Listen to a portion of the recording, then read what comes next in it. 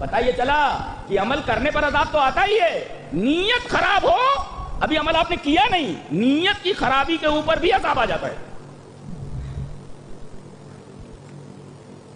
حضرت عیسیٰ علیہ السلام کی طرف ایک واقعہ منسوب ہے، میں نے اس سے پہلے تفسیر میں سنایا ہوگا، ریویژن کر دیتا ہوں، کہ اپنے ایک حواری کے ساتھ جو لالچی قسم کا تھا، ارے ان کے حواری نے آپ کو 30 درہم میں بیچ دیا تھا، ایسے ایسے حواری بھی ہوتے۔ ہمارے نبی کے صحابہ ایسے تھے، مال تو کیا، اولاد تو کیا، اپنی جان قربان کرنے کے لیے نبی کے ہاتھ پر بیعت کر لیتے تھے، اللہ کے رسول یہ جان اللہ اور اس کے رسول پر نثار ہو، ایسے تھے۔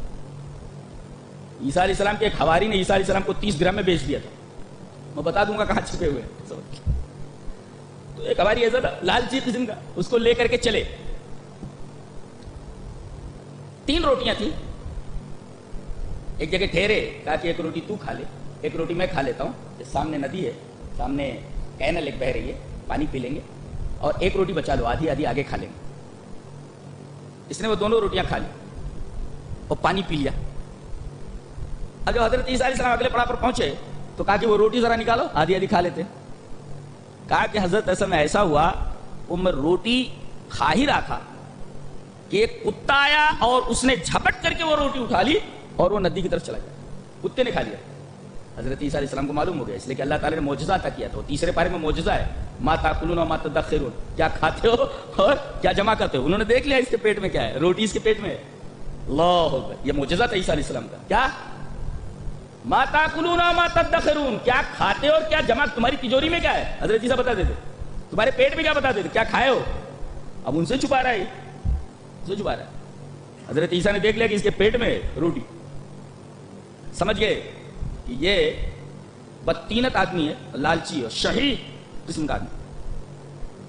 انہوں نے کہا ریت جمع کر، خوش ہو گیا، ریت جمع کرنا، ریت جمع کر، کہا اس کے 3 حصے کر لو، 3 حصے کیے، اس کے بعد حضرت عیسیٰ علیہ السلام نے اللہ کے حکم سے تینوں ڈھیروں کو ریت کے سونا بنا دیا اور کہا کہ ایک ڈھیر تیرا اور ایک ڈھیر میرا اور ایک ڈھیر حقیقت میں جس نے روٹی کھائی ہے اس کا۔ کہا کہ حضرت میں نے کھائی ہے۔ کہا کہ ایسا کر کہ یہ تینوں ڈھیر تو لے لے، لیکن اب تو میرے ساتھ نہیں رہ سکتا، تینوں ڈھیر تو لے لے لیکن اب میرے ساتھ نہیں رہ سکتا۔ آگے چلے گئے کچھ حواریوں کے ساتھ، 2-4 دن کے بعد واپس لوٹے۔ ہوا کیا، اس آدمی نے جب اٹھانا چاہا سونے کے ان ڈھیروں کو تو اٹھا نہیں سکا، قریب ایک بستی نظر آ رہی تھی، کہا کہ رات میں آرام کر لیتا ہوں، صبح بستی میں جاؤں گا، کچھ آدمیوں کو لے کر کے آؤں گا اور کچھ سواری وغیرہ کا انتظام کر کے میں ان تینوں ڈھیروں کو سواری پر لا دوں گا، گھر چلا جاؤں گا۔ رات میں 4 ڈاکو آئے، دیکھا سونے کے 3 ڈھیر اور ایک آدمی سویا ہوا، فوراً اس کی گردن کاٹ دی اور وہ لوگ بھی وہیں سو گئے۔ اٹھانا چاہا تو اٹھ نہیں رہا تھا، کہا کہ اس بستی سے ہم لوگ بھی مزدور لے آئیں گے اور یہ سونا لے کر چلے جائیں گے۔ رات میں سوئے، اب ان چاروں کی نیت خراب ہو گئی۔ انہوں نے کہا ڈھیر 3 آدمی 4، ناانصافی ہے کیا، ڈھیر 3 آدمی 4، تقسیم برابر نہیں ہے۔ ایک آدمی کو بھیجا، کیا کہا کہ تو جا کر کے کھانا لے آ صبح میں، اور ان تینوں نے اس کے جانے کے بعد پکا ارادہ کر لیا جیسے ہی آئے گا ویسے اس کی گردن مار دیں گے اور ایک ایک حصہ ہم لوگ لے لیں گے۔ اور اس نے کیا سوچا، میں پورا تینوں ڈھیر لے لوں گا۔ اس نے کیا کہ کھانے میں زہر ملا دیا، اب آتے ہی ان تینوں نے اس کی گردن مار دی اور اس کے بعد کھانا کھانے کے لیے بیٹھے، تینوں مر گئے، یہ 1 اور یہ 3، 4۔ وہ 3 ڈھیر جو سونا ہے وہیں پڑا ہوا ہے۔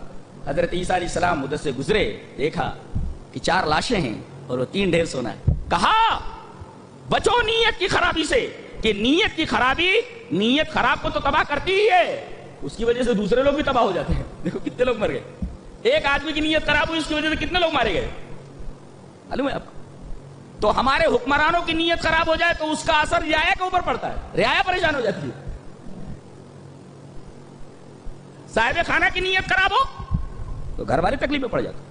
بچو نیت کی خرابی سے۔ دیکھو نیت کی تھی انہوں نے، نیت کا جو پھل ہے وہ سامنے